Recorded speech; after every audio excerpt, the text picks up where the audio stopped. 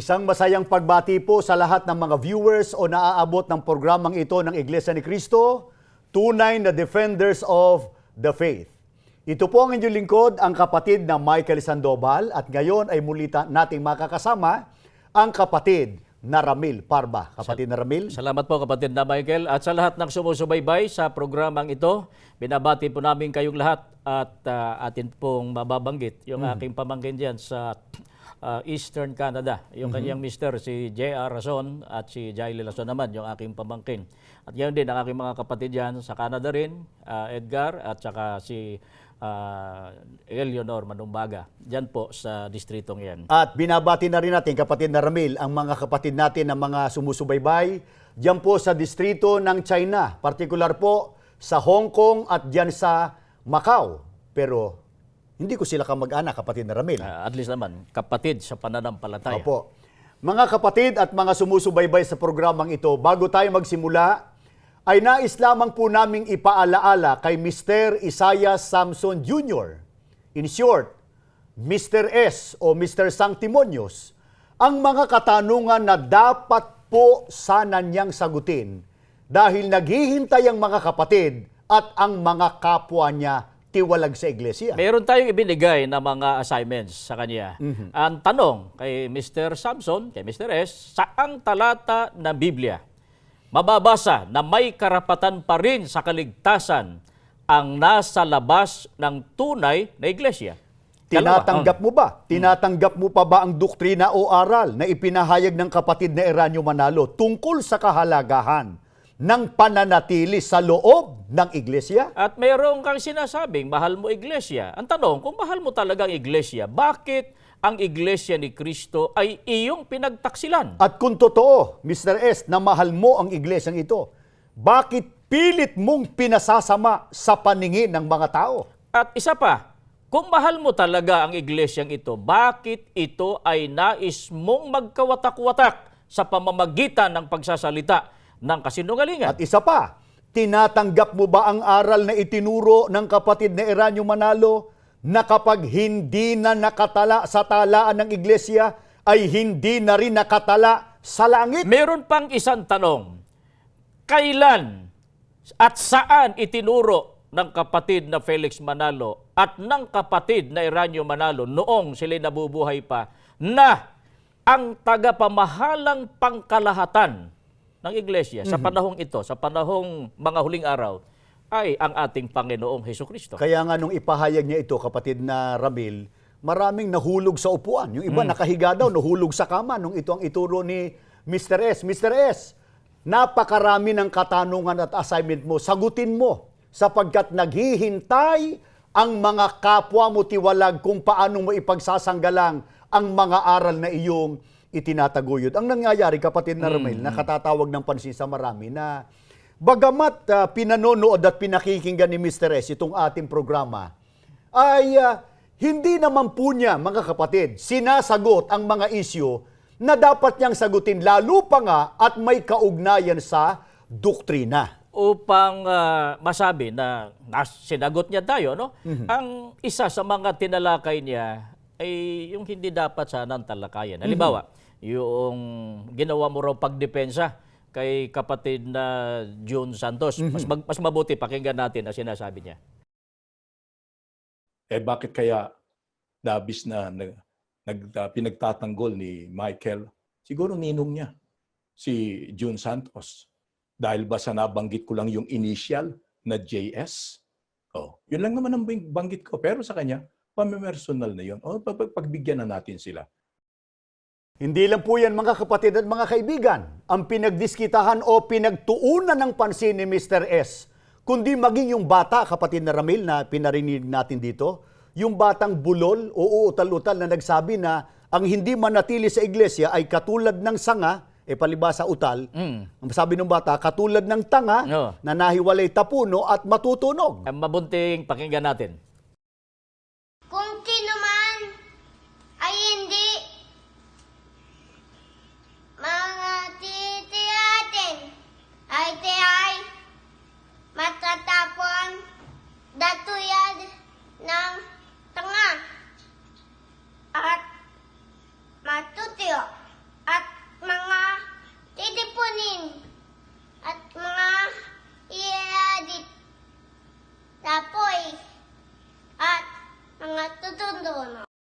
Kaya nga ginamit nila yung isang bata para suportahan ang kanilang sinasabi.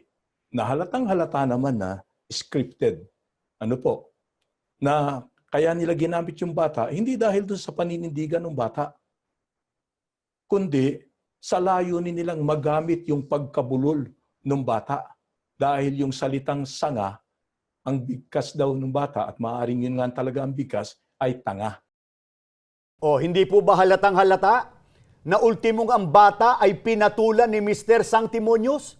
Kapatid na Ramil, teka muna, tinutulan ba ni Mr. S yung nilalaman ng Juan 15:6? Hindi po. At mahirap naman tutulan talaga. Ang nakalagay doon, ang mahiwalay na sanga mula sa Panginoong Jesucristo na puno, hindi ho magtatamo ng kaligtasan, kundi ibubulid sa dagat-dagatang apoy. Nasa Biblia ho yan. Paano niya tututulan yan? At ang isa pa, mga kapatid at kapatid na Ramil, gaya ng nalalaman mo, ang isa pa sa pinagdiskitahan at pinagtuunan ng Mr. Sanctimonious ng pansin, nung banggitin ko sa programang ito na kung ano ang labo ng kanyang video, yun din ang labo ng kanyang pahayag. Anong reaksyon ni Mr. S? Mabuti pakinggan natin. Tapos, nauwi pa rin sa malabo raw ang video ko. Nako, pasensya na po kayo, kapatid na Michael at kapatid na Bobby. Hindi ko naman inisip o inakala na malaking kasalanan, malaking kapintasan para sa inyo na wala akong TV studio para makapag-record ng malinaw ang video. Kasi ang mahalaga sa akin at sa amin, ang malinaw at totoo yung mensahe, yung impormasyon. Ang napansin ko lang, kapatid na Ramil, sa tono at hanay ng salita ni Mr. S, damang-dama yung hinanakit o sama ng loob sa atin sa pagsasabi na talaga namang malabo yung kanyang video. So, aminado siya. Tanungin kita, maliwanag ba o malabo talaga yung video? Ay, malabo naman talaga. Pagka ba sinabi yung isang bagay na pinupuna pero totoo, dapat bang maghinanakit? Hindi. Siyempre, dapat tanggapin na lang. Pero parang meron siyang patutsada eh. Teka muna. Kasi naalala ko yung pagiging mainggitin at maramdamin. Kasi ganun ito si Mr. S. Halimbawa, teka, naalala ko lang kapatid na Ramil. Yung Amerikana mo, bagay sa'yo, maganda. Oo, tama, pero medyo maluwag yata. Medyo, alam mo naman na ano lang to, nabili lang sa mga, pero maganda to. Alam mo naman, meron tayong kaibigan dyan sa Himlayan. Tapos? Mura lang doon ko nabili ito. Magkano mo nabili yan? 100. 100 lang. 100 Sa lang. Amerikana, 100 pesos na. Pero yung pang formalin yan, ang mahal, 200. 200. Bawat isusuot, may 200. 200 weekly yun. Magastos pala. Kaya sa susunod, talagang bibili na lang ako tulad ng Mercado. Mas makakatipid kaysa Oo. isang bilihan lang pero wala nang karagdagang formalin. Teka, yan. yung salamin mo bago rin, kapatid na Ramil. Doon din nabili ito. Saan? Doon din, sa mga kontak ko sa may Himlayan. Teka, iwan na natin yan. Ang pampunto natin dito, pag pinupuna, o katulad ni kapatid na Ramil, hindi ka nagdaramdam. Tanggap natin yan. Kasi hindi naman tayo perfectong tao. Di ba? Kung ayos naman. Sa atin kasi, tanggap naman natin yung lahat ng bagay. Ang puna ko naman, maganda Amerikano mo, kapatid na Ramil. Maganda yung salamin mo.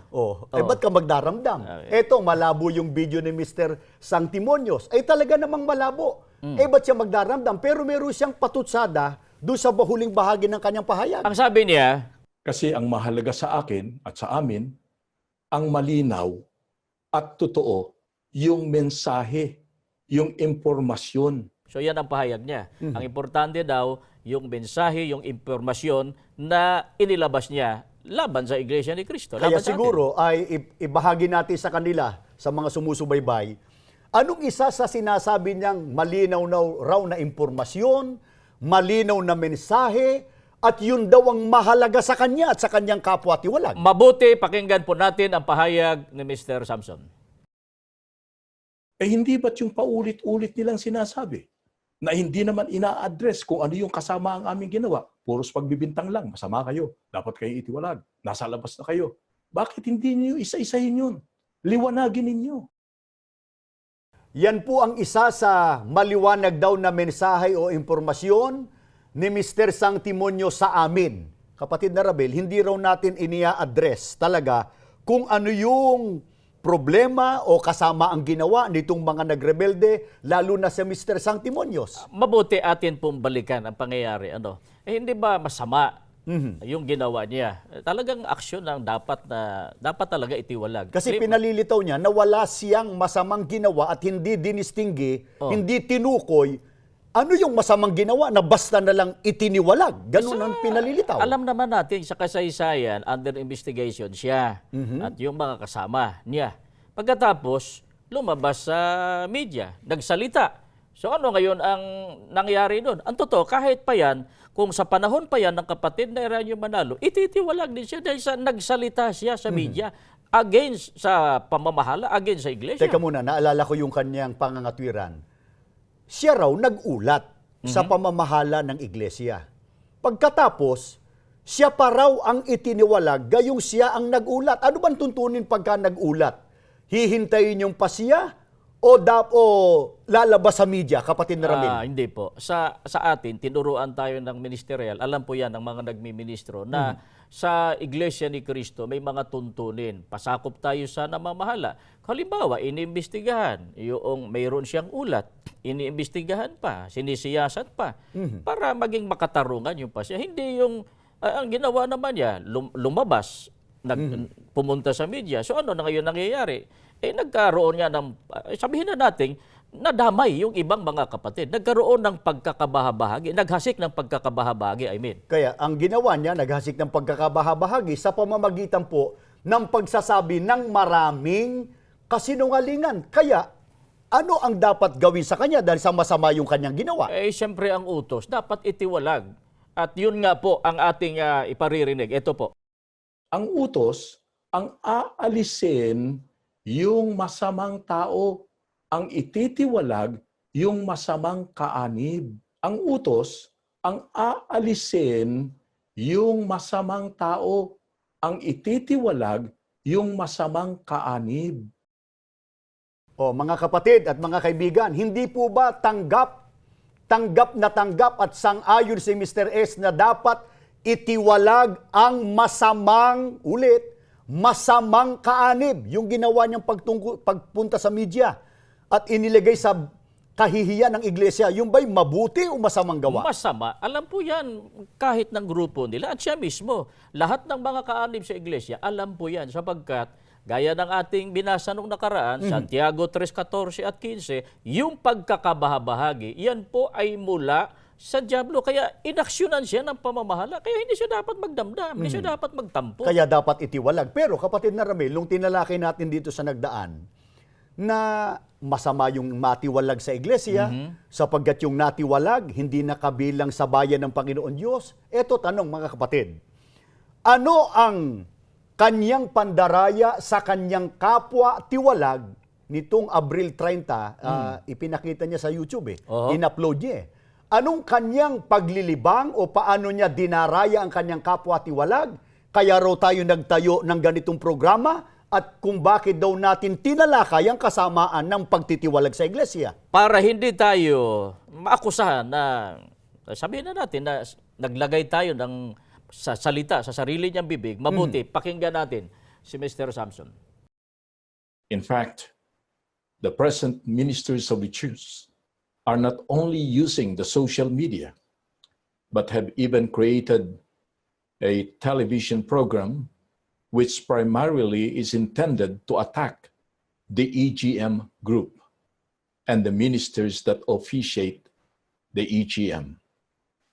And the emphasis that they give is that because you have been expelled, you no longer have the right to serve our Almighty God. And most of all, you no longer have the right to be saved on the day of judgment. And of course, their main intention is to demoralize those whom they have unjustly or wrongly expelled, and at the same time discourage the members of the church from continuously voicing out or airing their sentiments and questions against the things that are now happening in the church. Yan po ay pagsamba ng mga tiwalag sa pangunguna ni Mr. Isaiah Samson Jr. Kung tawagin nga nila yung kapatid na Ramil, yung Ecclesiastical Group Meeting or Opo. EGM. Opo. Teka muna, ulitin natin. Tigilan na ninyo, Mr. S. Tigilan na ninyo ang pagkaladkad sa marangal na pangalan ng kapatid ni Eranio G. Manalo sa inyong isinasagawa sapagkat walang kinalaman ang kapatid ni Eranio Manalo sa katampalasan ng ginagawa nyo sa buong iglesia.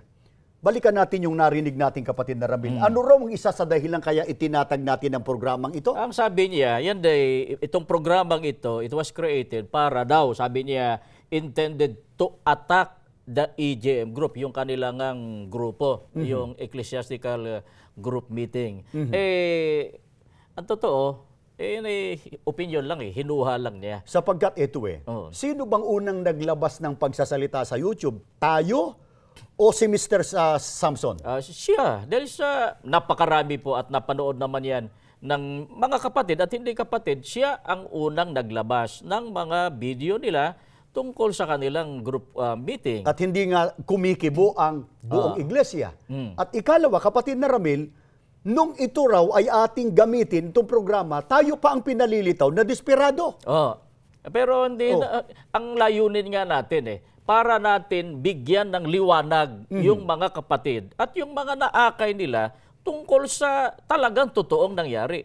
At paano magiging desperado? Ang iglesia ay napakatatag, napakatibay sa pangunguna ng pamamahala. Paano magiging desperado tayo? Kaya binabaliktad Parang ganito lang yung kapatid na Ramil. Parang sa isang nag-aaway na dalawang bata. Halimbawa, ikaw yung nasa ilalim, sakal-sakal kita. Ang sabi mo sa akin, ano? Lalaban ka pa ba? Lalaban ka pa ba? Baka sipain kita dyan. Pero totoo, sinasakal na nga Ayun. Ikalawa, ito po. Ano raw ang ikalawang dahilan kaya itinatag ang programang ito at kahit daw o bakit daw natin tinalakay ang kasamaan ng pagtitiwalag sa iglesia? Ikalawa, binanggit niya kanina na ito ang programa natin itinayo to demoralize doon sa mga naakit niya, doon sa mga tiwalag na kasama niya doon sa EGM group. Kaya ang sabi niya mismo, And the emphasis that they give is that because you have been expelled, you no longer have the right to serve our Almighty God. And most of all, you no longer have the right to be saved on the day of judgment. And of course, their main intention is to demoralize those whom they have unjustly or wrongly expelled, and at the same time discourage the members of the church. So, pinalilitaw niya na yung gusto natin na demoralize para yung mga naakit niya makabalik sa iglesia. At the same time, gusto raw natin, batay sa kanyang opinion, na i-discourage yung mga kaanib sa iglesia ni Cristo hanggang ngayon na lumipat sa kanilang grupo o magpatiwalag. pero ang tanong, kapatid na Ramil, ito siguro ay iparinig natin muli, alang-alang doon sa mga hindi nakasubaybay sa mga nakaraang programa natin o yung ibang episode, hindi nila napakinggan. Nang magturo ang kapatid na Eranio Manalo, nung sila'y nabubuhay pa, ang itinuro ang kahalagahan at kasamaan naman sa kabilang dako ng matiwalag sa iglesia. Anong pagtuturo ng kapatid na Eranio Manalo? Bago natin iparinig yung sinabi ng kapatid na Eranio Manalo, gusto kong bigyan ng emphasis na ang nagsalita rito, ang kapatid na Eranio G. Manalo, na doon pa naman kinuha nila yung AGM. Pakinggan po natin ang pahayag ng kapatid na Eranio Manalo. Kita nyo, sabi ni Kristo, ang lahat ng inyong talian sa lupa, tatalian sa langit. Ang unang aksyon sa lupa, ang pagpapatibay sa langit. Ang lahat ng wika ng inyong kalagaan o itiwalag sa lupa ay kakalagaan sa langit.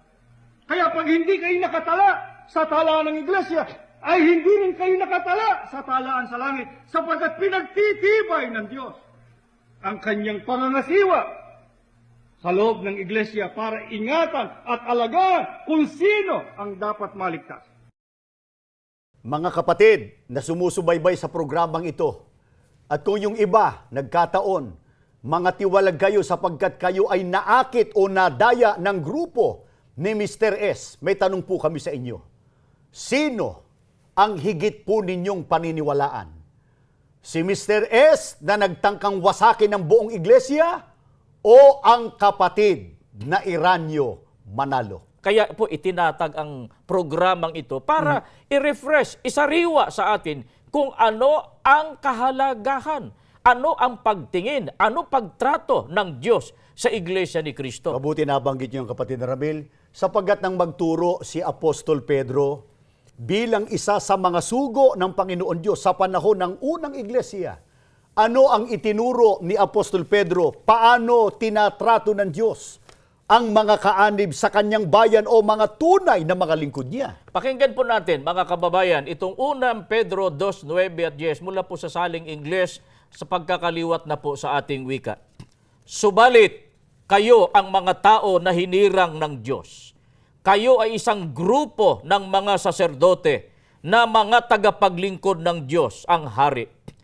Kayo ay sariling mga espesyal na tao ng Diyos na ang sinusunod ay siya lamang. Kayo ay pag-aari ng Diyos. Kinuha niya kayo mula sa dilim at dinala kayo patungo sa kanyang kahangahangang liwanag. Hinirang niya kayo upang ipagbigay alam sa mga tao kung gaano siya kadakila. Sa nakalipas na mga panahon, kayo ay hindi bayan ng Diyos, subalit ngayon kayo ay bayan ng Diyos. Sa nakalipas na mga panahon, hindi pa ninyo nakikilala kung gaano ka napakabuti ang Diyos. Subalit ngayon, nakikilala na ninyo kung gaano siya kanapakabuti. Isipin nyo, kapatid na Michael, batay sa binasa natin, ang tunay na iglesia, espesyal na bayan ng Panginoon Diyos. Kaya sa lahat po ng mga kapatid, kung meron pong pinakamahalagang pangyayari sa ating buhay, walang hihigit nang tayo po ay tawagin ng Panginoon Diyos sa loob ng iglesyang ito, Iglesia ni Kristo. Espesyal o natatangi tayo sa paningin ng Panginoon Diyos. Ang tanong, paano natin tinatrato ang Panginoon Diyos? Kinikilala po ba nating siya ang pinakamahalaga sa ating buhay? Patunayan natin ito sa pamamagitan po ng ating pagpapahalaga sa ating kahalalan. Huwag tayong uurong, huwag tayong bibitaw, anuman po ang mabibigat na pagsubok na dumating sa ating buhay. Tayo po ay mananalangin.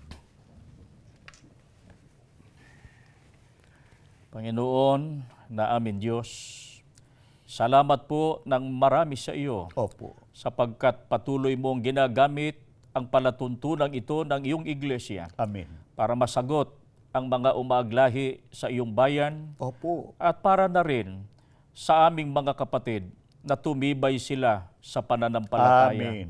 Ama, nagmamakaawa po kami sa iyo Opo. sa mga dati naming kasamahan. Kung sila'y mga anak mo, Opo. bigyan mo pa ng pagkakataon Amen. makabalik sa tunay na paglilingkod sa iyo. Amen. Muli kaming masayang sama-samang maglilingkod sa iyo sa buhay na ito. Opo. Higit sa lahat, magtamo ng pangako mong kaligtasan. Amen. Ipagkaloob mo po ang basbas mo sa iglesia Amen. at sa pamamahala. Opo. Hinihiling po namin, pagalingin mo rin ang mga lingkod mong may karamdaman. Amen. At sana magamit pa namin ang buhay at lakas Opo. sa aming paglilingkod sa iyo. Amen. Hinihiling po namin ang lahat sa pangalan ni Jesus na aming dakilang tagapagligtas. Amen.